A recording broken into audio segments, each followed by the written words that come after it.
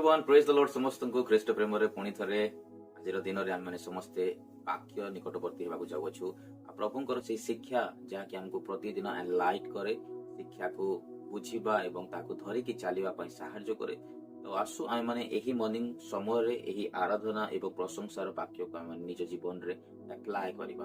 मु चाहिबी आपण माने जदि आज चिंताधारा निमंते काढिबे यदि आपण को पाखरे बाइबल अछि ताहले आपण काढि पाबे हितोपदेश 9 अध्याय 8 पद प्रोवर्ब्स चैप्टर 9 वर्स 8 यदि पढ़िबा हितोपदेश 9 अध्याय 8 पद लिखा जाय, निंदक को अनुजोग कर नाही काले से तुमको घृणा करिवो, ज्ञानी को अनुजोग कर तहिरे से तुमको प्रेम करिवो। तो लॉर्ड ए जगह रे कहा जाउछि निंदक एवं ज्ञानी दुई वर्षर दुई प्रकार व्यक्ति विषय ए जगह रे उल्लेख करा जाइछि। मु कहबा को चाहिबी आजिर समय रे 2026 रे हम गति करबोछु आउ आज केवल नुहे यह पूर्वर चली आसी अछि जे निंदक विषय बाइबल अनेक शिक्षा देता हमको आ ज्ञानी विषय अनेक शिक्षा देता। तो आम मैंने जानिबा कथा आजिर क्षेत्र रे आमे अपना जीवन रे क्यों नेम टैग धरिकी बुलुअछु, क्यों नेम टैग धरिकी चालुअछु। आमे निंदक पुरुष मानकर स्वभाव रखिछु बाबा ज्ञानी मानकर स्वभाव रखिछु। आमे जानिबा कथा मोर प्रिय माने जे आजिर एही शिक्षा होई तो पारे आमानकर जीवन रे कोनोसी ना कोनोसी एक रॉन्ग डिसीजन बा भूल विषय को धरी बा विषय को आज क्लियर करबा को जाउ अछि। हम जानिबा लेखा जाय जे निंदक को अनुजोग करो नाही। व्हाई कोन पाय हम अनुजोग करबा नाही? कारण वाक्य तो सिखाई थाए सदा सर्वदा हमको कहि थाए जे you have to correct yourself and you have to correct other people also. हम माने केते जन को माने उपदेश देबा कथा, उपदेश देले से माने परमेश्वर को जानिबे, परमेश्वर को पाखो को आसीबे।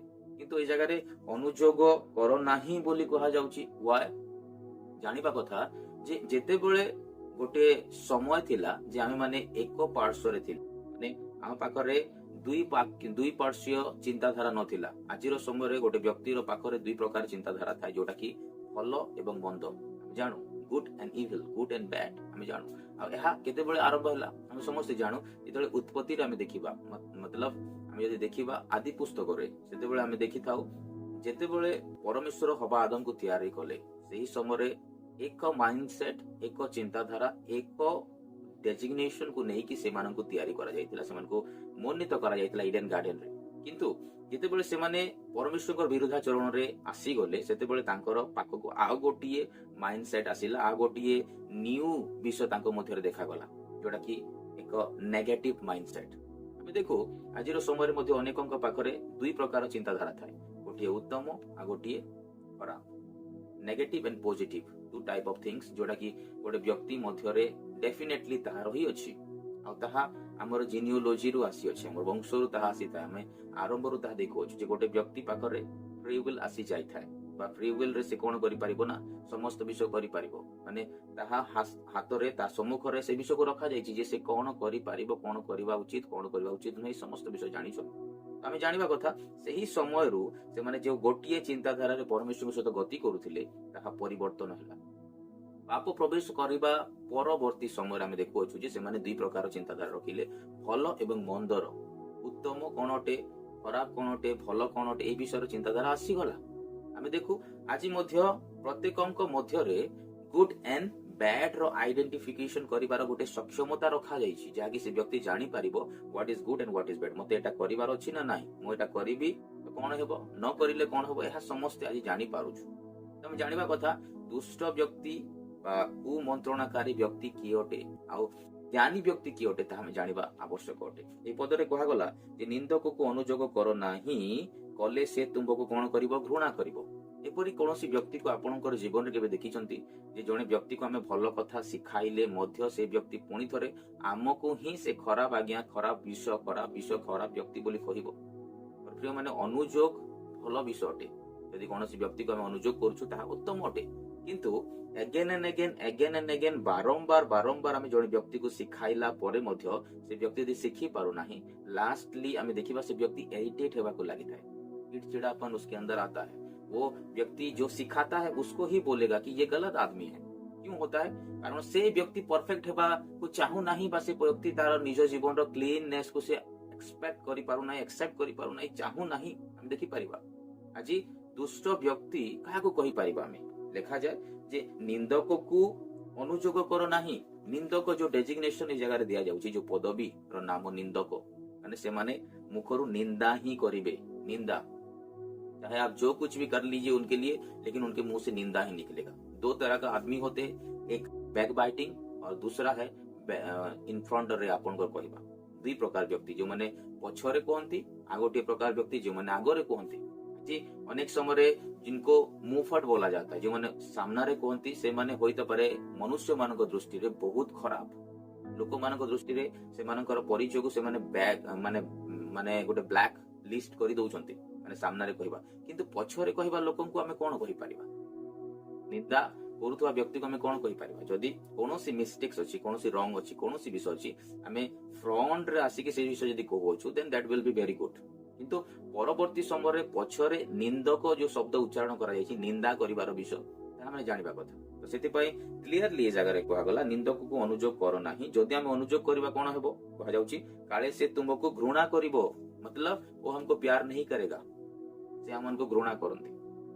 घृणा यदि गोटे व्यक्ति करूची गोटे व्यक्ति को, ताहले तार परिचय सब बेला हम केमति जानिबा? से पछरे कथा कहबो, निंदा करिवो, निंदा। किंतु ज्ञानी व्यक्ति कोन करिवो? ज्ञानी व्यक्तिर परिचय लिखा जाए, ज्ञानी की अनुजोग करो तहिरे से तुमको प्रेम करिवो। हमें चिन्हिबा बहुत जरूरी अटे, जानिबा बहुत जरूरी अटे जे आमे जे व्यक्ति को उपदेश दउछु, जे व्यक्ति को किछि शिक्षा दउछु, से कोन ज्ञानी पुरुष अटे, काहाको आमे ज्ञानी कहि परिबा? आजिरो समय रे प्रभु को ग्रहण कर सारा पर प्रभु को न जानी व्यक्ति, दुई प्रकार व्यक्ति आम देखु। क्यों प्रकार व्यक्ति को आम ज्ञानी कहि? ज्ञानी मानकर जदि आम जदि सब पॉइंट्स को देखिबा, लाइफ रो किछि विषय को देखिबा, ज्ञानी काहाको आम कहि परिबा? ताले ज्ञानी मध्य रे धार्मिकतार परिचय देखा जाए। ज्ञानी मध्य रे ओबीडिएंट रो सेही स्पिरिट आम देखि परिबा, माने बाध्यतार स्पिरिट। ओके, जो विषय को से माने नम्र भाव रे ग्रहण करंती। ज्ञानी व्यक्तिर मध्य रे वाक्य पाई से लालायित थिबा कथा, माने वाक्य एवं शास्त्र ता पाई गोटे फर्स्ट अहम बात होना चाहिए। प्रार्थना ता जीवन रे उत्तमता रे थिबा कथा, माने प्रभु विषय को भय ही ज्ञान रो आरंभ जो कहा जाय अछि, ताहा निराट सत्य हेबा कथा ता जीवन रे। आजि यदि गोटे व्यक्तिर जीवन रे भय अछि, ताहले ज्ञान उत्पन्न हेबो, आ से व्यक्ति को ज्ञानी कहा जाय।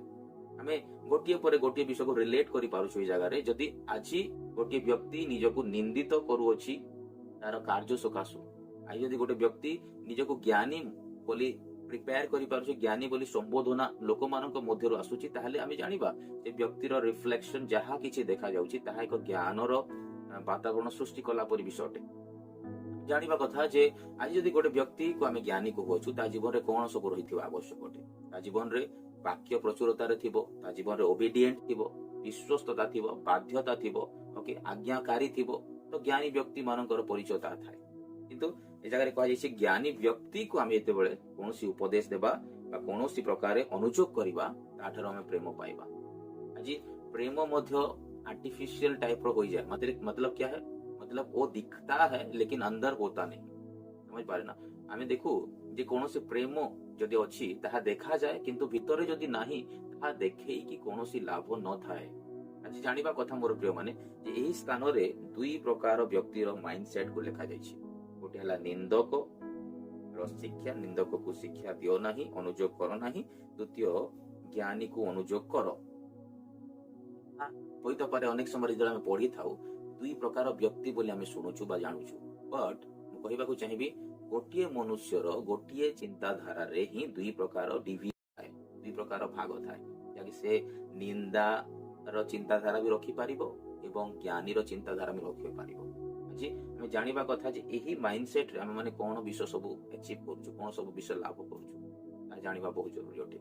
प्रभु से परि ही कहि नाहांती जे आमे माने जदि अनुजोग को प्रेम करिबा, आमे जदि शासन को प्रेम करिबा, ताहले हम मानक जीवन रे संशोधन आसीबो।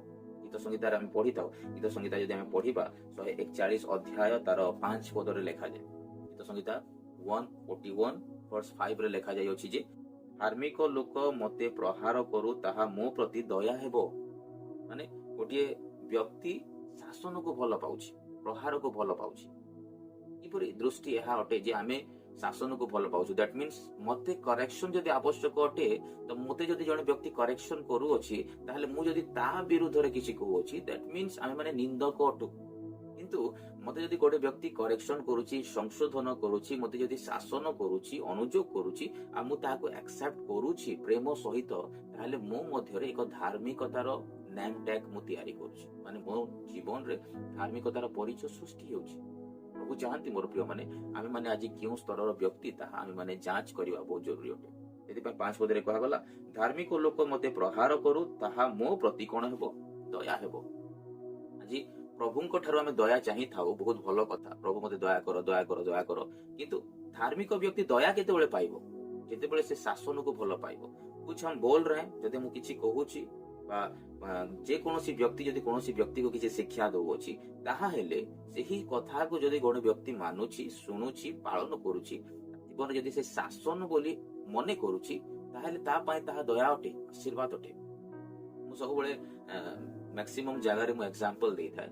ଆପଣଙ୍କର ଯୋଉ ୱାର୍ଡ ଥାଏ, ଶବ୍ଦ ଥାଏ, ଆପଣ ଲାଇକ୍ ଏ ବଲ୍ ଆପଣ ଦେଖନ୍ତୁ, ଯଦି ଗୋଟେ ବଲ୍ କୁ ଆମେ ଯେତେ ଜୋରରେ ହୋଇପାରିବ, ଆମେ ଯଦି କାନ୍ଥରେ ବାଡଉଛୁ, ଫୋପାଡୁଛୁ, ଫିଙ୍ଗୁଛୁ, ଯେତେ ଜୋରରେ ମୁଁ ଫୋପାଡ଼ିବି, ସେଇ ଟେନିସ୍ ବଲ୍ ହଉ ବା କୌଣସି ହାର୍ଡ ବଲ୍ ହଉ, ତାହା ସେତେ ଜୋରରେ ପୁଣି ଥରେ କଣ ଆସିବ? ରିଭର୍ସ ଆସିବ, ପୁଣି ଥରେ ରିଭର୍ସ ଆସିଥାଏ। ଯେତେ ଜୋରରେ ମୁଁ ଫିଙ୍ଗିବି, ଯେତେ ଧୀରେ ଧୀରେ ମୁଁ ଫିଙ୍ଗିବି, ସେତେ ଧୀରେ ଧୀରେ ତାହା କଣ ହେବ? ରିଭର୍ସ ହେବ। ତ ଏଇ ସ୍ଥାନରେ ଆମେ କଣ ଦେଖୁଛୁ? ଯଦି ମୁଁ କୌଣସି ବିଷୟ ଆଜି କହୁଅଛି, ତାହା ପୁଣି ଥରେ ମୋର ଲାଇଫରେ ସେହି ସମାନ ବିଷୟ ରିଭର୍ସ ହୋଇଥାଏ। ଆଜି ଜଣେ ବ୍ୟକ୍ତି ପାଇଁ ମୁଁ ଯଦି ପ୍ରାର୍ଥନା କରୁଛି, ପ୍ରଭୁ ମୋ ଜୀବନ ପାଇଁ ପ୍ରାର୍ଥନାର ଆଶୀର୍ବାଦକୁ ଦେବେ। ଆଜି ଗୋଟେ ବ୍ୟକ୍ତି ପାଇଁ ମୁଁ ଯଦି ଆଶୀର୍ବାଦ ଘୋଷଣା କରୁଅଛି, ତାହେଲେ ସେ ସମାନ ଆଶୀର୍ବାଦ ଆମ ଜୀବନରେ ଆସିଥାଏ। ଆଜି ଗୋଟେ ବ୍ୟକ୍ତିକୁ ଯଦି ଆମେ ସାହାଯ୍ୟ କରିବା, ତାହେଲେ ସେହି ସମାନ ସାହାଯ୍ୟ ପ୍ରଭୁ ଆମମାନଙ୍କ ଉପରେ ଆଣନ୍ତି। ଏହା ମୁଁ କହୁନା, ଏହା ବାକ୍ୟ ପ୍ରକାଶ କରୁଅଛି। ଆମେ ମାନେ ଜାଣିବା କଥା, ଯଦି ସେହି ଆଶୀର୍ବାଦ ଯଦି ରିଭର୍ସ ହଉଛି, ଯଦି ଆମେ କୌଣସି ବିଷୟ କରୁଛୁ, ତାହେଲେ କଣ ଆମର ମୁଖରୁ ବାହାରିଥିବା ନିନ୍ଦା ବା ଘୃଣା ବା କୁଚିନ୍ତା, କୁମନ୍ତ୍ରଣ ଯଦି ଆମେ ଅନ୍ୟମାନଙ୍କ ପାଇଁ କରୁଛୁ, କଣ ତାହା ଆମ ମାନଙ୍କ ପ୍ରତି ଆସିବ ନାହିଁ? इसीलिए बोला जाता है, परमेश्वर के जनों के बारे में अगर कुछ भी हम बोल रहे हैं तो बहुत सोच समझ के बोलना है। आज क्यों ऐसा होता है? कौन पाई मैंने कौनसी विषय जदि कहूछु, ताहले हमें ताहा बुझी पाइ न था। अनेक समय जानिबा बहुत आवश्यक। वाक्य अभाव सकाशु लोक माने विनष्ट हेउछन्ति बोली लेखा छै। और प्रिय माने आमे बुझिबा कथा जे जदि आपनक जीवन रे प्रचुरतार वाक्य नाही, ताहले डेफिनेटली हम कहीं ना कहीं गलत हो जाते हैं। हम मानकर जीवन रे बहुत सारा मिस्टेक्स आसी थाए। ସେଥିପାଇଁ କୁହାଯାଉଛି ଯେ ଧାର୍ମିକ ଲୋକ କଣ ଭଲ ପାଇବା କଥା? ଧାର୍ମିକ ଲୋକ ମତେ ପ୍ରହାର କରୁ, ତାହା ମୋ ପ୍ରତି ଦୟା ହେବ।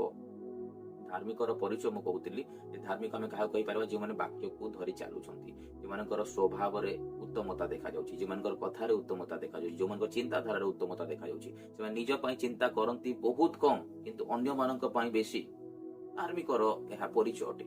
ଆମେ ଯଦି ନିଜ ପାଇଁ ଚିନ୍ତା କରୁନାହୁଁ, ଆଉ ଯଦି ଆମେ ଅନ୍ୟମାନଙ୍କ ପାଇଁ 80% 90% ପର୍ଯ୍ୟନ୍ତ ଆମେ ମାନେ ଚିନ୍ତା କରୁଅଛୁ, ତାହେଲେ ତାହା ଠାରୁ ଆଉ ବଡ ବ୍ୟକ୍ତି କେହି ନାହାନ୍ତି ମୋର ପ୍ରିୟ। ଏହି ବ୍ୟକ୍ତି ପରମେଶ୍ୱରଙ୍କ ଦୃଷ୍ଟିରେ ଏକ ଧାର୍ମିକ ପୁରୁଷ ଅଟେ।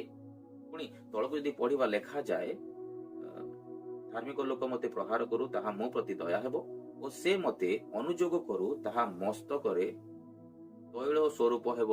କଣ କଲେ? ଅନୁଯୋଗ କଲେ, ମସ୍ତକରେ ତୈଳ ସ୍ୱରୂପ। ପ୍ରଥମରେ କଣ ଦେଖିଲା? ପ୍ରହାର ବିଷୟରେ। ଦ୍ୱିତୀୟରେ ଅନୁଯୋଗ। ତ ଗୋଟେ ଲେଭେଲ ଥାଏ, ପ୍ରହାରର ଲେଭେଲ ଥାଏ। ସେ ଲେଭେଲ ପର୍ଯ୍ୟନ୍ତ ଆମେ ମାନେ ତାହାକୁ ପ୍ରହାର କରିପାରିବା।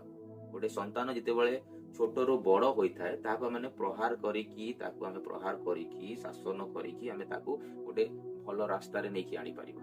କିନ୍ତୁ ସମୟ ଅନୁକୂଳ ଅନୁସାରେ ଯଦି ସେଇ ବ୍ୟକ୍ତିର ପରିବର୍ତ୍ତନ ହେଉଛି, ସେ ବୃଦ୍ଧି ଲାଭ କରୁଅଛି, ତାକୁ ଆମେ ବଡ ହେବା ପର୍ଯ୍ୟନ୍ତ ଅନୁଯୋଗ କରିପାରିବା ନାହିଁ।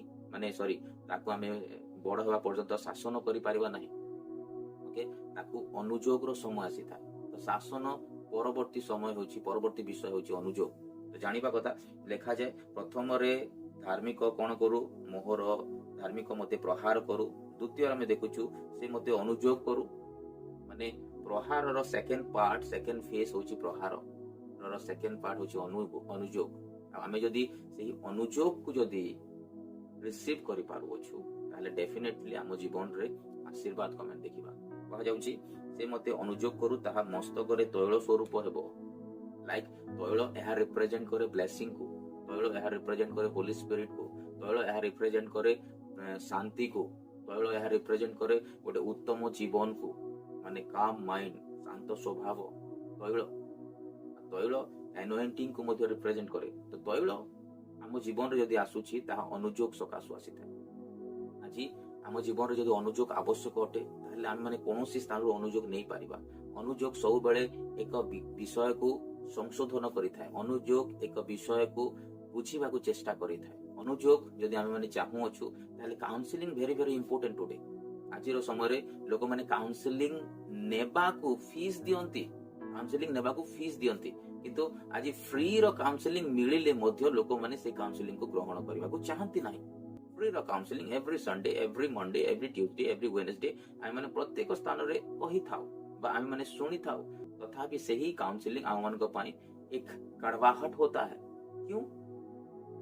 ଅନୁଯୋଗ ଆମମାନଙ୍କ ପାଇଁ ଯଦି ତିକ୍ତ ଅଟେ, ପିତା ଅଟେ, ଯଦି ତାହା ଆମକୁ ପସନ୍ଦ ନାହିଁ ତାହେଲେ ଆମେ ଆଶୀର୍ବାଦ ମଧ୍ୟ ଗ୍ରହଣ କରିପାରିବ ନାହିଁ। ଆଜି ଗୋଟେ ବ୍ୟକ୍ତିର ଜୀବନରେ ସେ ଅନୁଯୋଗକୁ ପ୍ରେମ କରିବା କଥା, କାଉନସିଲିଂକୁ ବହୁତ ପ୍ରେମର ସହକାରେ ବୁଝିବା କଥା। ପ୍ରିୟ ମାନେ ଏଇ ଜାଗାରେ ଯୋଉ ଆମେ ପଢୁଛୁ ଗୀତ ସଂହିତା 41 ଅଧ୍ୟାୟ ତାର 5 ପଦ ଆମକୁ ଏହା ଶିକ୍ଷା ଦିଆଯାଉଛି ଯେ ଧାର୍ମିକ ବ୍ୟକ୍ତି ଶାସନକୁ ଭଲ ପାଇବା କଥା। ଆଜି ଆମେ ଯଦି ଶାସନକୁ ଭଲ ପାଉଛୁ ତାହେଲେ ଆମ ମାନଙ୍କ ଜୀବନରେ ଆଶୀର୍ବାଦ ଦେଖିବା। ଦ୍ୱିତୀୟ ପର୍ଯ୍ୟାୟରେ ଆମେ ଯଦି ଅନୁଯୋଗକୁ ଭଲ ପାଉଛୁ ତାହେଲେ ଆମ ମାନଙ୍କ ଜୀବନରେ ସେହି ବ୍ଲେସିଂ ଆସିବ, ଲାଇକ୍ ଏ ଅଏଲ ଆମ ମାନଙ୍କ ଜୀବନରେ ଆସିବ। ପୁଣି କୁହାଯାଉଛି ତଳେ ଯଦି ପଢିବା, ମୋହର ମସ୍ତକ ତାହା ଅଗ୍ରାହ୍ୟ ନ କରୁ। ବ୍ଲେସିଂ ଅନେକ ଲୋକମାନେ ବୁଝି ପାରିନଥାନ୍ତି। ଏନୋଇଣ୍ଟିଂ, ହୋଲି ସ୍ପିରିଟ ମୁଭମେଣ୍ଟ ଆମେ ଅନେକ ସମୟରେ ବୁଝି ପାରିନଥାଉ। ଆତ୍ମା ଆମମାନଙ୍କୁ କଣ କହନ୍ତି? ଯାହାର କର୍ଣ୍ଣ ଅଛି ସେ ଶୁଣୁ। Why it's saying that? କଣ ପାଇଁ କୁହାଗଲା?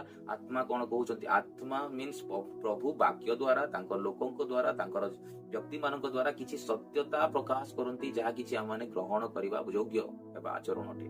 ତ ଯଦି ଆମେ ସେହି ଅଏଲକୁ ବା ସେହି ହ୍ୟାଣ୍ଡକୁ ବା ସେହି ବ୍ୟକ୍ତିକୁ ବା ସେହି ବାକ୍ୟକୁ ଯଦି ଆମେ ଚିହ୍ନି ପାରିବା ନାହିଁ ତାହେଲେ ଆମେ ମାନେ କଣ କରିବା? ତାକୁ ରିସିଭ କରିପାରିବା ନାହିଁ। ଆମ ସମ୍ମୁଖରେ ହାତ ଥିବ, ପ୍ରଭୁ ହାତ ବଢେଇଥିବେ, କିନ୍ତୁ ଆମେ ମାନେ କଣ କରିବା? ସେହି ହାତକୁ ଚିହ୍ନି ପାରିବା ନାହିଁ।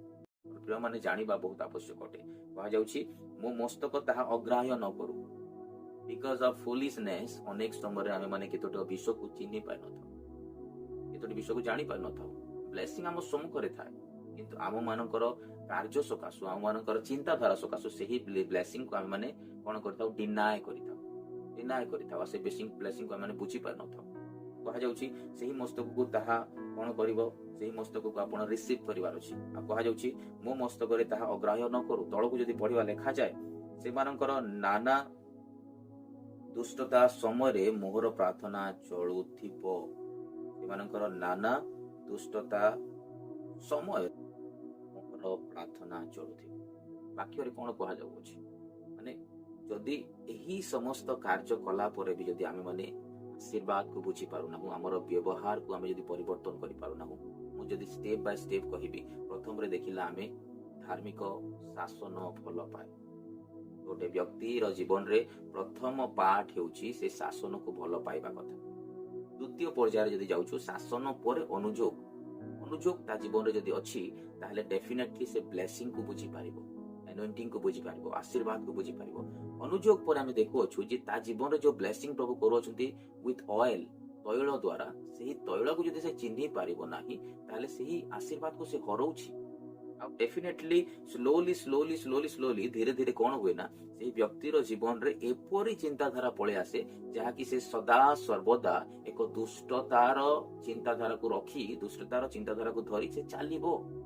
ସେଥିପାଇଁ ଲାଷ୍ଟଲି କୁହାଗଲା, ସେମାନେ ନାନା ଦୁଷ୍ଟତା ସମୟରେ ମୋହର ପ୍ରାର୍ଥନା ଚାଲୁଥିବ। ସେମାନଙ୍କର ନାନା ଦୁଷ୍ଟତା ମାନେ କଣ? ନାନା କହିବାର ଅର୍ଥ ହେଲା ମେନି, ବହୁତ ପ୍ରକାର ଦୁଷ୍ଟତା ଗୋଟିଏ ପକ୍ଷରୁ ବା ଗୋଟିଏ ପ୍ରକାର ଦେଖାଯାଏ ନାହିଁ। ଡିଫରେଣ୍ଟ କଲର୍ସ ରହିଅଛି, ଡିଫରେଣ୍ଟ ୱେପନ ରହିଅଛି, ଡିଫରେଣ୍ଟ କଣ ରହିଅଛି? ସ୍ତର ରହିଅଛି। ଶୟତାନ ଗୋଟିଏ ସ୍ତର ନେଇ ଗୋଟିଏ ପ୍ରକାର ହିଁ ସବୁବେଳେ ଆପଣଙ୍କୁ ଆଘାତ ପହଞ୍ଚାଇବାକୁ ଚାହିଁବ ନାହିଁ। ବିଭିନ୍ନ ପ୍ରକାର ବ୍ୟକ୍ତି ମାନଙ୍କ ଦ୍ୱାରା, ହୋଇପାରେ ଆମ ନିଜ ପରିବାର ଦ୍ୱାରା, ହୋଇପାରେ ରିଲେଟିଭ୍ସ ଦ୍ୱାରା, ହୋଇପାରେ ସମାଜ ଦ୍ୱାରା, ହୋଇପାରେ ମଣ୍ଡଳୀ ଦ୍ୱାରା, ହୋଇପାରେ ଅନେକ ପ୍ରକାର ଲୋକଙ୍କ ଦ୍ୱାରା ଶୟତାନ କଣ କରିବ? ଆମମାନଙ୍କୁ ଆଘାତ କରିବାକୁ ଚେଷ୍ଟା କରିବ। ଆଉ ଆମେ ସେହି ବିଷୟକୁ ଯଦି ବୁଝି ପାରିବା ନାହିଁ ତାହେଲେ ହୋଇପାରେ ଆମ ମାନଙ୍କ ଜୀବନରେ ଆମେ ମିସ୍ କରୁଅଛୁ ଆଶୀର୍ବାଦ ଆମମାନଙ୍କ ସମ୍ମୁଖକୁ ଆସିବା ପର୍ଯ୍ୟନ୍ତ ଆମେ ଯଦି ତାହାକୁ ବୁଝି ପାରିନଥାଉ ତାହେଲେ ଆମେ ହୋଇପାରେ ସେହି ବିଷୟକୁ ଆମେ ମିସ୍ କରିବା। ଗୋଟେ ଡିଜିଜ ଅଛି ଯୋଉଟା କି ଡିସ୍ଲେସିଆ ବୋଲି କୁହାଯାଏ। ଡିସ୍ଲେସିଆ ଯୋଉ ଡିଜିଜ ଅଛି, ସେ ଡିଜିଜ ରେ କଣ ହୁଏ ଜାଣିଛନ୍ତି? ସେ डिजीज रे कोन हबो ना गोटे व्यक्ति ସେହି ସମ୍ମୁଖରେ ଆସୁଥିବା ବିଷୟକୁ ସେ ମେଜର କରିପାରେ ନାହିଁ। ମେଜର କରିବା ପର୍ଯ୍ୟନ୍ତ ତାହା ତାଠାରୁ ଚାଲିଯିବ। ଗୋଟେ ବଲ୍ ଯୋଉ ଥାଏ ସେ ବଲ୍ ର ଯୋଉ ସ୍ପିଡ ଥାଏ ସେ ସ୍ପିଡ କୁ ସେ ଜାଣିପାରିବ ନାହିଁ ଯେ କେତେ ବେଗରେ ସେ ଆସୁଛି। କୋଉ କଲର ର ବଲ୍ ତାହା ସେ ଜାଣିପାରିବ ନାହିଁ। କୋଉ ମାନେ ମେଜରମେଣ୍ଟ ତାହା ସେ ଜାଣିପାରିବ ନାହିଁ। ଆଉ ସେହି ବଲ୍ ତାଠାରୁ ଚାଲିଯିବ, ମାନେ ତା ପାଖକୁ ପଳେଇ ଆସିବ, ତାକୁ ଆଘାତ ବି ହେଇପାରେ।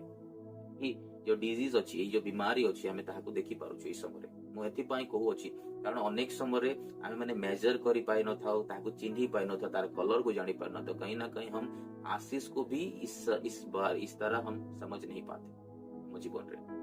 यदि हमें साइंस को देखिबा ताहले हमर ब्रेन केते फास्ट चली थाए। ये जो ब्रेन प्रभु हमको देइछंती एक परि भाबरे तयारी करछंती। यदि मोर एही स्थान रे किछि आघात होइछि ताहले मोर ब्रेन हाथ को जणेबो और हाथ जाई कि से जगह रे कौन करिवो रब करिवो। यदि कोनोसी मस्किटो बाइट होउछि, कोनोसी मशा यदि कामुडुछि ताहले एही ब्रेन संकेत देई थाए हाथ को गोड़ को सेही जगह रे मशा कामुडुछि विद इन ए सेकेंड। हमें कोन होइता मिली सेकेंड कहि परिबा जे से कोन करे ना पास करि थाए, इंफॉर्मेशन पास करि थाए।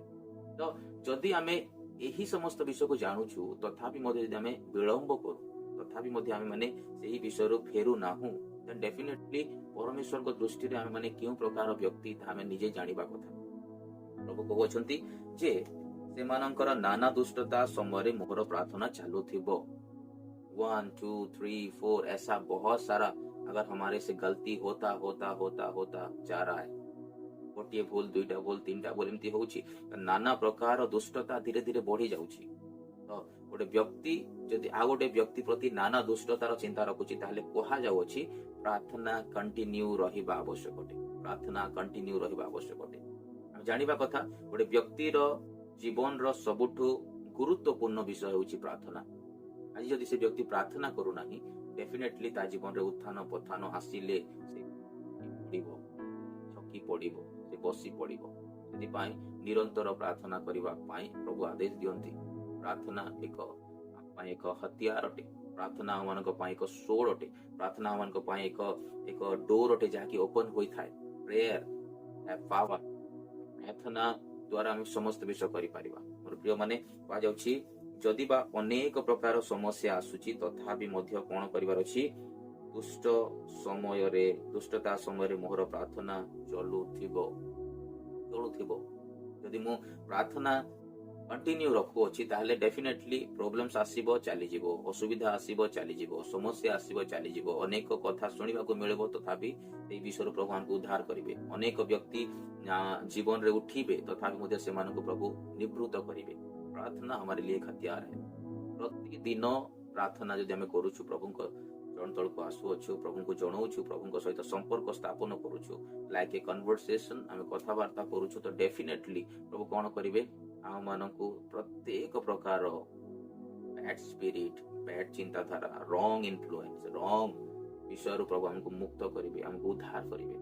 जानिबा कथा सेति पानी आज हम निजको संबोधन करिबा कथा जे हमें क्यों प्रकार व्यक्ति जानिबा कथा कोन आमे सेही धार्मिक व्यक्ति जो व्यक्ति शासन भल पाए, आमे कोन सेही व्यक्ति अटू जे कि कोन करे आपण जीवन रे अनुजोग को भल पाए, आमे कोन सेही व्यक्ति अटू जे कि से तैल को जेते बेले परमेश्वर ता जीवन रे दोछंती से रिसीव करू अछि ना। आमे माने सेही प्रकार व्यक्ति जो माने अनुजोग को पसंद करंती नाही, अथवा से माने शासन को घृणा करंती, अथवा से माने सेही तैल जेते बेले परमेश्वर तांकर मस्तक रे ढाळुछंती जेते बेले से माने चिन्हि पारुनांती no no no no no for me no need this oil, मते दरकार नाही तेल बोली कहूछु। माने बुझिबा बहुत जरूरी अटे मोर प्रिय माने। आज रही चिंताधारा रे प्रभु हमको किछि शिक्षा दउछंती जाकि जानिबा बहुत आवश्यक अटे। जानिबा बहुत आवश्यक अटे। जेते हम प्रभु से कहूतिली, हितोपदेश रे कहूतिली जे चिंताधारा किपरि हेबा आवश्यक अटे, व्यक्तिर चिंताधारा किपरि हेबा आवश्यक अटे। आज हम यदि कोनोसी प्रकार परमेश्वर सहित जोड़िबा को चाहूछु, प्रभुकर अनुग्रह आशीर्वाद को पाइबा को चाहूछु, ताले हमने बुझिबा कथा जे प्रभु हमको किछि नूतन विषय शिक्षा दउछंती जाकि हम माने करेक्शन करिवार सम जीवन रो परिवर्तनता आनिबा बहुत बहुत जरूरी अटे। प्रभु चिंताधारा हमको आशीर्वाद करंतु।